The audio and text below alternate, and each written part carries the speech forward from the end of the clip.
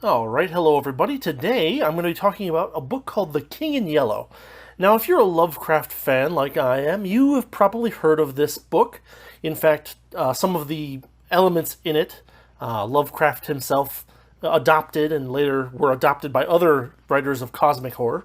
The character Hastur is the King in Yellow, or is at least in Lovecraft's world is related to the King in Yellow, right? The King in Yellow is a book by a guy named Robert W. Chambers. It was published in 1895, and it's a collection of short stories. Now, Robert W. Chambers was most heavily influenced probably by Ambrose Bierce. Bierce is one of those writers that you probably maybe heard about if you had like an American literature course when you were in high school, and you maybe read one or two of his very short stories. I'm kind of in that same boat, honestly. I may have to go read some Ambrose Bierce and kind of get a feel for that. But Robert W. Chambers actually spent most of his life writing historical fiction, and often he spent a lot of time writing about like lascivious artists, we'll say, and the women who love them. Um, the King in Yellow, however, is a little bit different, and it contains some kind of weird or cosmic horror elements, and that's actually not something that Chambers did a lot of. Um, and and for for whatever reasons there happen to be, The King in Yellow is also probably Robert W. Chambers' most well-known work. Um, so the basis for the idea of The King in Yellow is that there's this play, and the play is called The King in Yellow, and it's a play that the first act of the play is pretty normal, but then the second act puts forth all these horrifying truths that basically cause madness or cause a person to become self-destructive in clear ways. There's references to a lot of old mythical terminology, like Lost Carcosa or Dim Carcosa is actually another Ambrose Bierce reference, um, and it's weird because there's a decent amount of these references, but they often don't go very far beyond references. In fact, many of the stories in this book have no real connection to this play and people going mad from reading it. It's referred to in several of them directly as someone reading it, but not necessarily them reading the second act or anything like that. It's we'll get into it, but the King in Yellow, the book, is also kind of a weird animal. Um, so, just to kind of give an overall feel for this book, Chambers' prose is brilliantly descriptive. It's very dense. And the thing about it is that it's dense while not being quite as lyrical as Lovecraft often can be. Even when Lovecraft is using big words or unfamiliar words, he still has a very good sense of like rhythm or like alliteration or consonants or like similar sounds or rhythm or tone, right? Like personally, I find reading Lovecraft to be rather calming, rather relaxing. This book is very very descriptive, but at the same time, it's very dense. And so it was a slow read, despite it being a relatively short book. And the stories in it also being relatively short. Now, it's funny because another thing that's funny about this book is that if you read old pulps or if you read Lovecraft, you'll often find the dialogue in them to be very like of the time. You'll read it and you'll say to yourself, "Wow, this is something that certainly no one would write today, and certainly people don't talk like this anymore." Surprisingly, Chambers' dialogue is very timeless. There are points where he kind of poetically goes off into the distance to kind of be poetic and colorful, but at the same time, a lot of the basic dialogue in this book is very. You could hear people talking like that today, and that might be because of the simplicity of it. Honestly, there's a very it's a very simple, or the dialogue in the book is often very simple, very friendly back and forth kind of stuff. Nobody is standing on their high horse. The characters are expressive but kind of unmemorable. It's very hard to remember much about them. You get to you kind of are there with them in the moment, and then once you're done reading the story, they kind of fall away. None of them ever get developed in any like significant way where you're like, oh, I'm really, invested in this character, and that's probably part of the reason for that is that none of the characters, makes it out of their individual short story in this book. I mean, some of them survive them, but I mean, none of. Well, there's a couple of them that move from one story to the next, but it's a very minor thing, and it happens at the very end of the book. The plots in these stories are simple but compelling. They have a lot of really good basic elements to them. They don't try to overcomplicate things. The weird stories in the book are fairly simple but effective. The non-weird stories are pretty just, kind of standard drama kind of stories, honestly. So with that said, with kind of an overall look at this book, let's get into the individual stories one at a time. All right, the first story in The King of Yellow is called The Repairer of Reputations, and it is probably the story in this book that leans heaviest on the King in Yellow. It takes place in a somewhat dystopian 1920s New York. It's an interesting mix because the cities are all being rebuilt, and they're being rebuilt beautifully after a war. But there's also something very wrong with the spirits of the people, because one of the things that's happened in 1920s New York, 1920s America, is that they've made suicide illegal and government subsidized. And in fact, the first chunk of this book is talking about the opening of this new suicide chamber in New York, and how much pomp and circumstance are going around it. The story is, the main character is like a Hildred Castaigne, I think. Again, these characters are not very memorable name-wise or anything like that, but they fit into the plot in good ways. And so even though the characters aren't particularly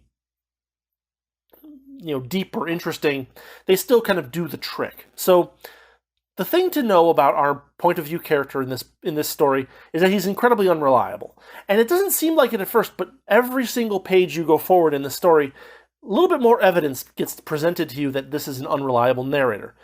It's not a secret, I guess, is the point that I'm trying to make. We have a strange mix of plausible and implausible characters in the story, and part of that might be due to the unreliability of our narrator, right? It could be that he's, either making up things or adding things or neglecting things based on all of his descriptions of these characters. And so we really can't believe that these characters are quite as implausible as they seem to be. So the main thrust of this story is that our point of view character is kind of vaguely associated with this very strange, deformed man called Wilde, Mr. Wilde, who is a repairer of reputations. That's where the story gets its name. And, it sounds like kind of a public relations guy, right? But at the same time, there's something very dark about him because of some people give him only a little bit of money, and then some people give him a lot of money. And so you have to wonder, what he's actually doing to repair these reputations. And at the same time, he doesn't seem to ever actually do anything to repair these reputations, so there's a bit of mystery there as well. We also have to deal with the delusions of grandeur of the main character, which are kind of the direction that the plot ends up going, where he kind of believes he's supposed to be the king of the new imperial America or something like that. The thing about the main character is that he was in a mental asylum for a little while. While he was there, he maintained that he was sane, but at the same time, he started reading The King in Yellow. And so he was eventually released, and everybody says, oh, well, you were declared sane. And he's like, well, no, I was always sane. And they're like, yeah, you were always sane. But now he's definitely less sane. It's a really weird dynamic, and it's kind of interesting and fun. And I don't want to spoil too much of the plot, but the basic idea is that this Wilde character, this repairer of reputations, is somehow collaborating with our point of view character on getting him installed as the king of the new imperial America. And it's a question as to how much of this is real and how much of this is unreal. Obviously, much of it is unreal based on the ending of the story, but at the same time, there's some weirdness going on that you never really quite feel like comfortable in this story. You never really feel like, oh yeah, I'm all right with all this. There's always something weird, and often some things that are kind of gruesome going on. So, I mean, again, I don't want to spoil too much of the story. The prose is brilliantly descriptive.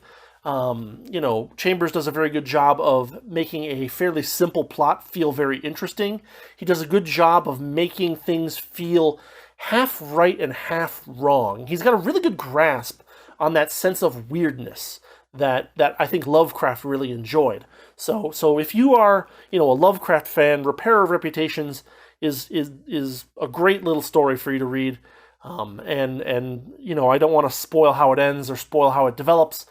But basically, there's a whole mess of characters, and there's all this weird stuff happening, and you don't really know how much of it is real and how much of it is not.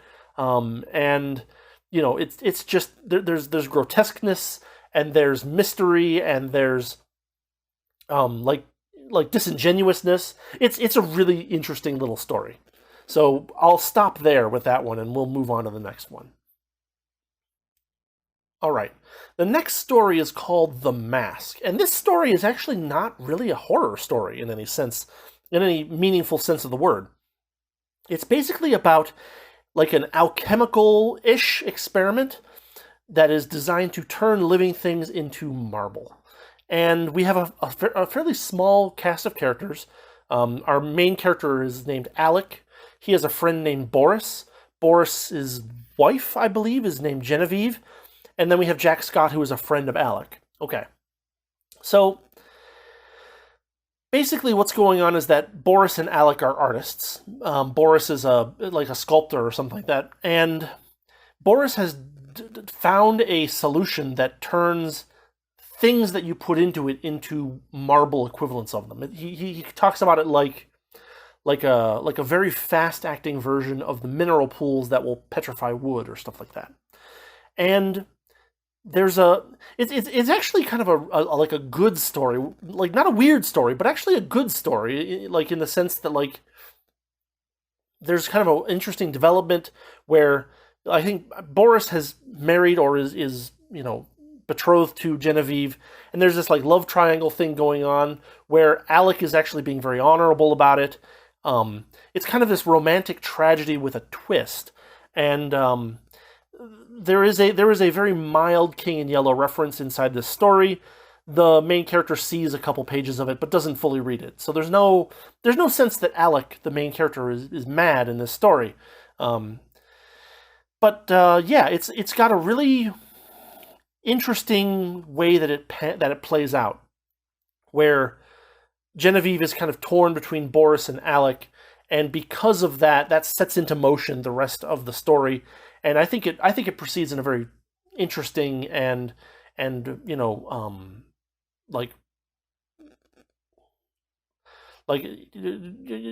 involving way. It's not a horror story like The Repair of Reputations. It doesn't really have that dystopian kind of feel in the background. It doesn't really contain any cosmic horror weirdness.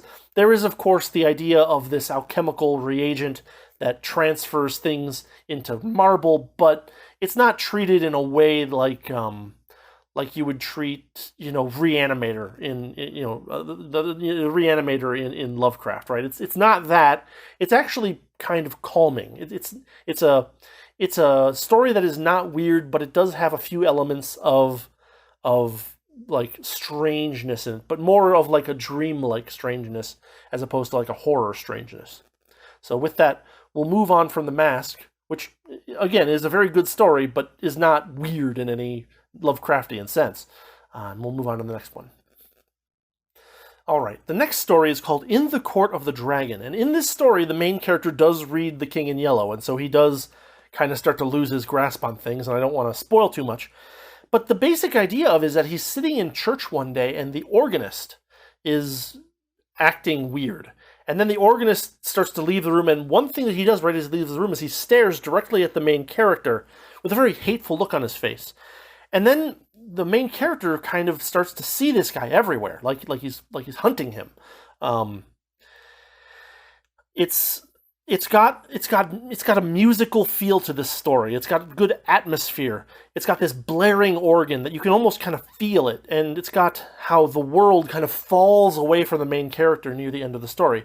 I don't want to spoil too much of it, but suffice it to say, this story is kind of a weird tales kind of story, where this guy looking hatefully at the main character, and the main character reading The King in Yellow kind of gradually and smoothly escalates into something that is actually kind of terrifying, and done very well and done very atmospherically for such a short story. Because the lengths of the stories in this book vary quite a bit, and this is one of the shorter ones.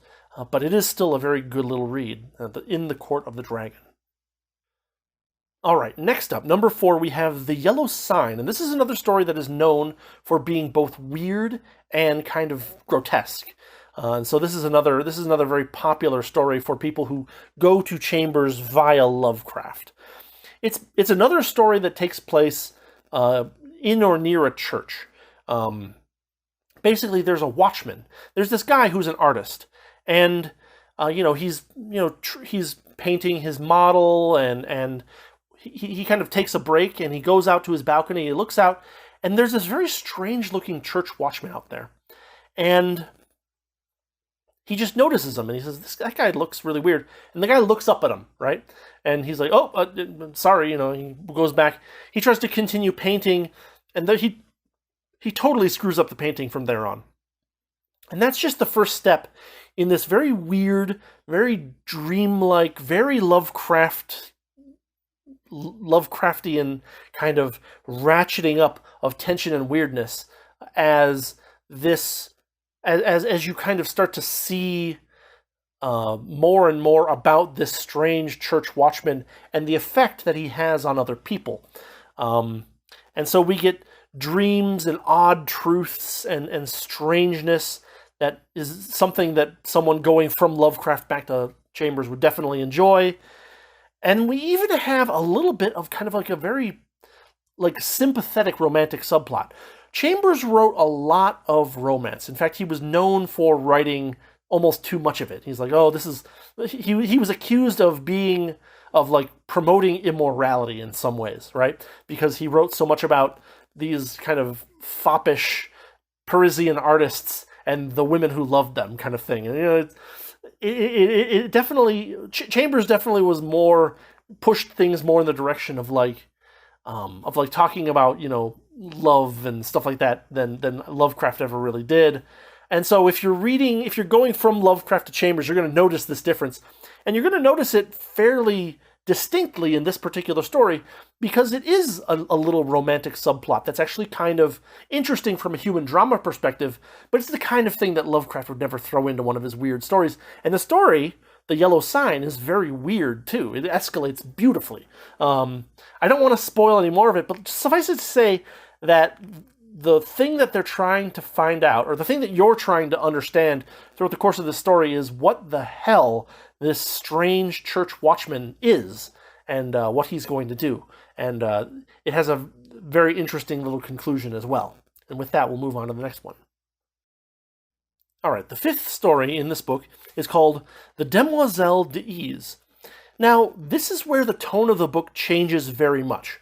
Now, the first 4 stories all had some kind of weirdness or horror elements, or both. From here on out, Chambers is going to mostly abandon the weirdness and the horror. Not completely, but mostly. He moves into a direction toward romance and historical fiction from here. Now, it's not true that, of course, there is some weirdness. Like, for instance, Ise is a mythical city in France that supposedly fell under the waves, was swallowed by the ocean, and, it's got a long history of mythological stories related to it.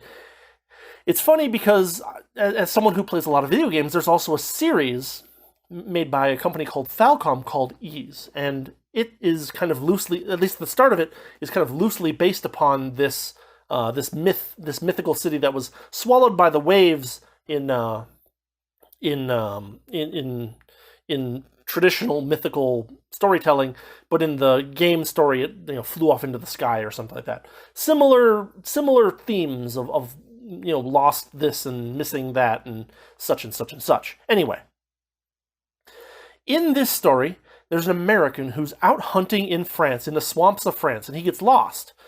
And he's saved by a woman who's a falconer. She, flies falcons around. She calls herself the mistress of the Chateau d'Ise. And this is kind of just a gradually elevating love story, honestly. It has strong themes of like lost love or like kind of changing yourself to accommodate the person that you care about kind of thing. This is not really a weird story. It has a weird twist at the end, but not really like a horrifying weird twist. Just a little bit of like, ooh, oh, kind of thing right at the end. There aren't really any King in Yellow elements in this story, as far as I could tell. It's just kind of a nice little, story of like a romantic tragedy of like some American who's hunting in France and meets someone that he kind of finds interesting. It's not like it's got that little hint of weirdness at the very end that I'm not going to spoil, but it's not a horror story in any meaningful sense. There are moments in it where it feels like it could turn into one, but it doesn't. So, or at least it didn't in my perception. Maybe if you read it, you'll find something in it that you find horrifying, but it doesn't feel like it was pushed in that direction. It feels like there were a couple of places where like it could have gone that way, but that gets dashed pretty quick. It's not really a spoiler. Anyway, let's move on to the next story. All right, the next story is called The Prophet's Paradise, and it's not really a story. It's more like a set of cryptic short bits.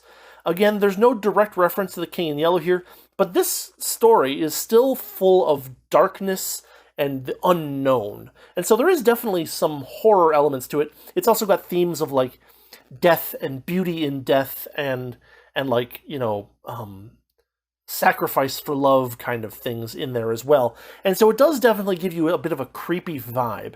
And there is some like, the more you look at it, the more horrifying it is without really being intentionally horrifying, it feels like. It feels like there are elements where Chambers wanted to make things a little bit cryptic, and in making them cryptic, he made them weirder, which is fair enough. But there's no like, there's no like, and the thing that we found was once a man kind of thing. And so this one's actually, it's like 8 short poems. They're not, someone called them poems on like a thing that I was reading, and like they're not poems, they're just really short bits of prose. Like you could even call them like because it doesn't even have like the stylisticness of like a blank verse or a free verse. It's just like it's a very, very short, like 3-paragraph story with a heading, and then you move on to the next heading, and this 1-paragraph story has like a little tiny bit of thread leading back to the next one, and it does this for like 8 little very short stories. And it just gets more and more cryptic and more unknown and dark as it goes on, which is a nice little escalation. I thought it was it's actually kind of interesting to read, and seeing as how it takes like 3 minutes to read it, you can't really be angry that it didn't go somewhere amazing in 3 minutes. So it does go somewhere. We'll leave it at that. We'll move on to the next story. All right, next up is The Street of the Four Winds. Now, this is a story that definitely has some weirdness to it, but never really gets malevolent. It's strange. It's basically about a man who takes in a stray cat, and the man himself is a little messed up in the head, it feels like. And so we kind of get to see the path as he traces the cat to its owner, and like it's weird, but it's also kind of whimsical. It's not really dark, right? It has some very minor dark elements, but they're not treated in such a way as like a source of horror or even necessarily like horror of the unknown. It's just like, oh, this is the thing that happened, and that's just how it is, and that sucks, but there it is. Again, The important element of this particular story is mostly just the description and kind of the internal monologue of the main character. It's unsettling at times. Yeah, it's unsettling, but not horrifying. So it's kind of weird while not being a horror story. And at this point, Chambers has basically completely abandoned horror. And this is one of the weird things that I'll just mention here. The King in Yellow, the play, the first part has universal truths, and the second part makes you go crazy from its weirdness, or from the truths that are unveiled as related to the first part, right? In this book, in the book, The King in Yellow, the first part has all the weirdness, and the second half just becomes kind of a set of, short stories about romance, basically. I thought that was a very funny inversion. I wonder if I wonder if this was something that Chambers came up with intentionally, as I'm gonna make the play the scary part the second part, and the book the scary part the first part, or if it was just that he had a bunch of extra romance stories that he tacked onto the end of the book, or if he was trying to make it so that you feel like you're going crazy because there was all this weird stuff in the first part, but by the second part nothing seems weird anymore, and you start to doubt your own sanity, kind of thing. Have I just become inured to the weirdness in the second part? I mean, I've read it twice at this point, and it really feels kind of like, here are my strange stories about the King in Yellow, and also I'm going to tack on these other stories that are completely unrelated and have a couple of minor weird elements, but aren't really that scary. I don't know. I can't tell what Chambers actually intended to do, but it definitely these last stories definitely feel kind of tacked on after you read them. Which isn't to say that they're bad stories; they're just completely different from the beginning of the story. So we just talked about the Street of the Four Winds. The man gets a stray cat, some minor weird elements in his internal monologue, and in the things that happen, but realistically it's just a story about a guy finding a stray cat and tracing down the owner and finding out who the owner is. It's not that crazy. Number 8, the next story is called The Street of the First Shell, and this is just straight historical fiction. It's about the Siege of Paris, or at least that's what I've read, in 1870 to 1871. It's the story of an American artist in Paris. It focuses on the destitution caused by war, which is a good theme. It's very, I mean, I wouldn't say that it's not grotesque in the Lovecraftian sense, but it is awfully grotesque what people have to do to live in the situation where they're under siege like this. What people get up to and what they, how far they can fall. So there's an interesting element there, and it's a good story based on that element. We get lies, we get spies, we get personal conflicts. We get to see war firsthand through the main character. We get to see what it's like to be besieged and under attack by foreign forces that are coming to to kill you and take everything that you own. We get romance, and we even get some some ideas about family and I don't want to say enough to spoil it, but there's an interesting familial element in this story that might have been a little bit subversive back in 1895. It's not at all now, but it is kind of, if you put yourself in that state of mind, or at least try to, and you see what happened, it is kind of a little heartwarming ending, honestly. It's a good story. It's not weird or scary in the Lovecraftian sense. It's a little bit sad or kind of gross in the sense of what people had to do when there's an army around their city and they can't go anywhere or get anything. And there's some good character interactions and stuff like that. And yeah, it's just a solid little story. And so we'll finish up with The Street of the First Shell, and we'll move on to the last two, which I'm going to stick together for reasons that will become obvious. All right, the last two parts of this book are called The Street of Our Lady of the Fields and Rue Barré. I'm not pronouncing it right, but fair enough. These are both stories that are they're kinds of things that Chambers got into trouble for writing. They're stories of artists in Paris and their romances with women who are not entirely, let's just say they're not entirely honorable by by certain religious standards. There's no real hint of weirdness in these two stories. And, it's kind of funny because by this point, I was like, are we going to get back to the King in Yellow? Are we going to talk about Carcosa? Or we just never did. It just goes away. All these elements have vanished, and you feel a little strange at this point if you haven't earlier, as I mentioned. But, it's like, where did the King in Yellow go? Oh, he's just gone. But the interesting thing about these two stories is that they do have it looks like they have some overlap between characters, because there's a couple of characters that have the same names in both stories. Now, the Street of Our Lady of the Fields is a very practical romance, in a sense, whereas Rue Barré is actually like a very metaphorical story, in a sense. I mean, to give an example, in the Street of Our Lady of the Fields, there's a guy who sees a woman and he's like, oh, I would like her to... He basically sends her a rose bush. And... Oh, wait, am I getting this backwards? I might be getting this backwards. I am getting this backwards. Okay,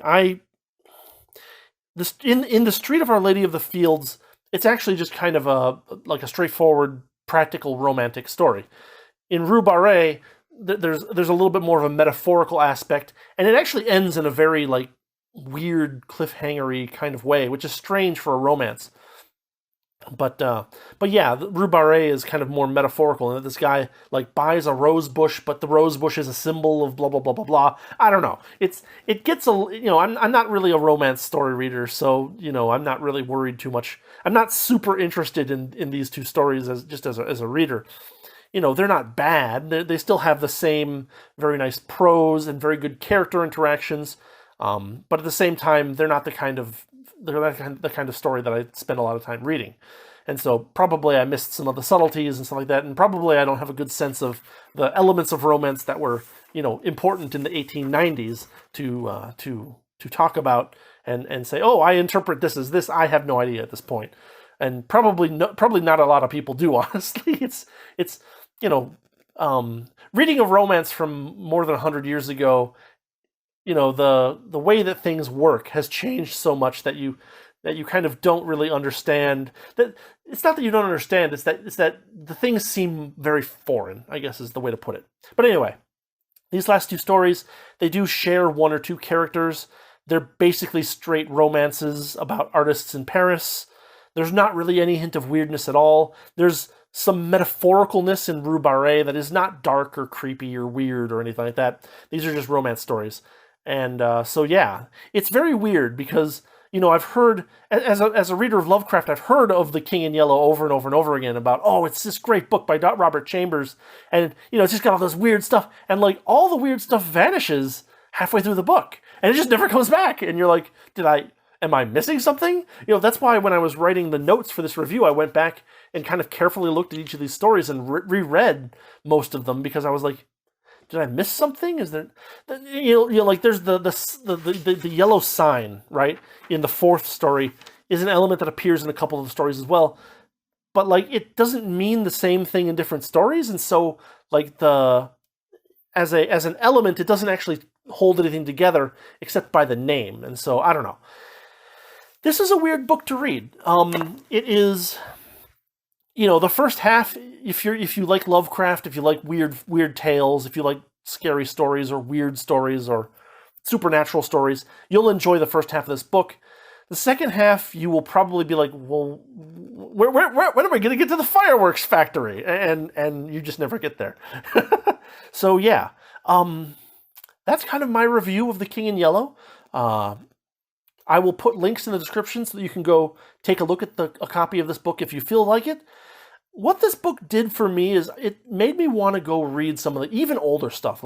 I'd really like to go back and read some Ambrose Bierce at this point and maybe talk about some of his stories. So maybe I'll do that in the coming weeks.